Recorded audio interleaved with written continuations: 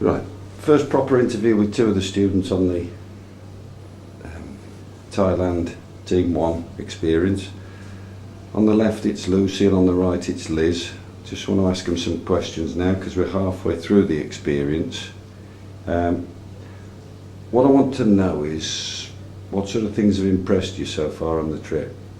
Either of you can answer that first.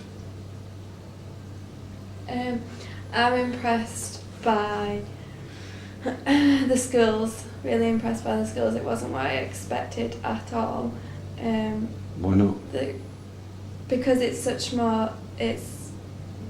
they're a lot more laid back than I expected. I thought it'd be a lot stricter, and because I knew that the children wanted to learn and they wanted an education, whereas in England the children aren't as engaged in the learning.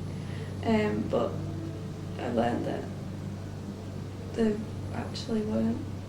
What did you think did the teaching environment impact in sort of open air shocked me to start with? That shocked me a lot. You know, just no I classroom, no expected there to be desks. classrooms. Yeah. I didn't. I expected it to be open air, just from what previous years have done. I expected it to be 4 concrete walls, blank, everything blank, but it was all, you didn't even have anything, just a concrete floor, a blackboard. We didn't even have a blackboard. Didn't have a blackboard. Oh, we had a blackboard. Yeah, you did. And luckily we bought our own chalk. Yeah. That was it. 4 pillars to keep. Yeah, that was exactly what I thought Was it would it? be. Yeah, just like kids on the floor with the papers out everywhere, like scribbling stuff down, like not caring that anything else. Little dogs wandering around. I know, Yeah. Coming in. that's strange. Although Yeah. it's less strange now, It's isn't really it? strange. I was shocked though when she said, because I thought the discipline was Who really said? bad. I was shocked when do they call them principals? Okay, When she said the that they lady that did all the sometimes threaten speaking. them with the cane still. I know, different, but You would never get away with that anymore. no, well, yeah, but the UK it's different, and culturally it's different at the minute. And when I talked to her, she said they shout at them a fair bit, but then I think some of you did that. We could. I don't know. I did shout, but I heard didn't shout that shouting. much because I realised like it wasn't getting me anywhere because of the language barrier. Like you can't just say please be quiet or anything like that because they don't understand. So to the end, I kept silent until they were all quiet. Like sometimes it took like 10 minutes, but eventually it's better than them not listening at all. You see, for some classes that we had, we were exactly the same, and we could just stand there and they would get it straight away.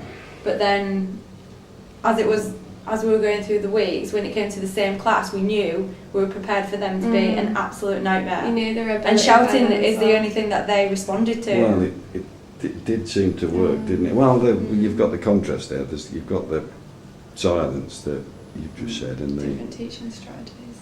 Yeah. There was different classes that we had that we wouldn't have shouted at all because they were just ignorers.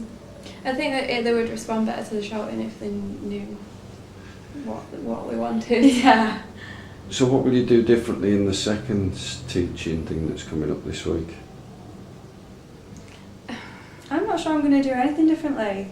I coming into this whole thing, I never had really obviously we have the lesson plans that we sort out, but I never had a teaching strategy in mind. It was a case of seeing how the kids respond day by day, and I'll do the same again for the next 2 schools and just work it out as we go along. There's got to be a bit of that because there's a lot of unknowns, aren't there? But are you going to do anything differently? I don't know whether it's the right thing, but I'm going to try it. But because I've just come out of teaching practice in England as well, I think I've tried to be like more professional. I think I need to be more laid back and more fun with the kids rather than being a teacher all the time, if you know what I mean. Like, get that level between being professional and being friendly, but not too friendly. Does the fact that I've try and enjoy it more rather than actually. Yeah, okay. No, I appreciate. Does the fact that Ken tells me that these kids are possibly a little bit, what's the phrase, more well behaved, does that influence? I way mean, you're I going to thought structure they it. were going to maybe. be more well behaved, but to the extreme, I think. So I think they weren't very well behaved because I was expecting them to be. What have either of you had to do where you were pleased with yourself? Because, you know, it's like you've got different country, different kids, lots of things are different. Mm. And you don't appreciate all the things in the UK where you just know how it works, you know how it happens, you know the sorts of responses you're going to get. Does it have to be in the teaching aspect or No, part of, no. living in the at the homestay? That was a challenge. It was really challenging. Yeah. It was really hard. I didn't prepare myself enough at all. Didn't you think it was, because I was worried, I thought, what are people going to say? And yet I thought it was magic. I'm so glad I did it. Yeah, Thought it it was was a really magic. great thing to do. You know, in the middle of it, you're And still you just thinking, get a massive culture shock, and how the children live is just. I didn't amazing. expect the layout or anything. I kind of thought it would be a village. There'd be houses of some sort, like proper. They're not even. It's just metal and wood rubbish thrown and together. terrible smells everywhere. well, yeah, there are, aren't there? And yet, And they're totally. I think fine the with main it. thing is health and safety compared to England. The kids can go anywhere, like right by the water, jumping off. Riding bikes. And hanging off the back of the trucks with the legs dangling, just casually holding on. It's so laid 100 back. miles an hour down the road. It's. Staggering. Mm. What But about- they're safe like that because that's all they know. That's how they used do to, it. isn't Yeah. That's what they're used to, and it's crazy. yeah. Has anybody else done anything that you thought was impressive? Any of your colleagues? You sort of seen something? Because I have, with lots of you. Did anybody Everyone's do anything? done something. Ever been here? Yeah, in the but home? specifically though, did you not see anybody? I'll tell you. Let me give you for instance. Yeah. You know when Lauren. Controlled 100 kids all Yeah. by herself. Yeah, Did- that did- was I impressive. That was impressive. I thought Yeah. she'd do that sort of thing, but I thought, Christ, she is doing it as well. Yeah. I was quite impressed. She's good at. Yeah, no, she's really a good sort at of that. natural at it, isn't she? Yeah. I just wondered whether you'd sort of seen anybody just performing a bit differently or a bit in a way that you might not have expected. I've seen a fair bit, but all right. Well, don't worry about that. What do you think where have you had to operate outside of your comfort zone? Nowhere except the homestay. I think homestay was the main thing. Yeah. But things like, everyone always says that I'm fearless already and call me Lara Croft, Yeah. blah, blah, blah. But things like, when what was it called, that water fountain we went to at the orphanage? Lampley Falls. Yeah, Lampley it took Water. me ages to pluck up the courage just to jump off there. Did it? Really? Yeah. It took me ages. Secrets I was stood coming there out for here. ages. Well, I could see Did you you not going notice back I stood there for ages? Like, Yeah. I was saw going you. to do it, I would do it, but it took me ages, I don't know. What about you, Liz? Have you done anything challenging? I think you've been in some tricky situations, actually. The orphanage was Certainly. challenging. The orphanage was It was very emotional. horrendous. Yeah. It was. It was- Oh, I held it together for ages and then it all just fell apart at the last minute.